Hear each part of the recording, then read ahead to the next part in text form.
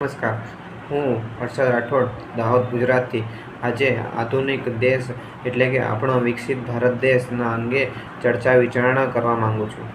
આપણો દેશ આધુનિક છે અને વિકસિત છે તેના અંગે મુખ્ય પાસાઓ જવાબદાર છે. તે પાસાઓ એક શિક્ષણ, આરોગ્ય અને તેના દેશને લગતા ગ્રીન મતલબ કે હરિયાળી ક્રાંતિ. હરિયાળી ક્રાંતિ જે આપણા દેશ માટે બહુ જરૂરી છે. પછી ઔદ્યોગિક ક્રાંતિ, તો ઔદ્યોગિક ક્રાંતિ પણ જરૂરી છે. અને શિક્ષણ એ બાળકોના આગળ ભવિષ્ય માટે પણ જરૂરી છે.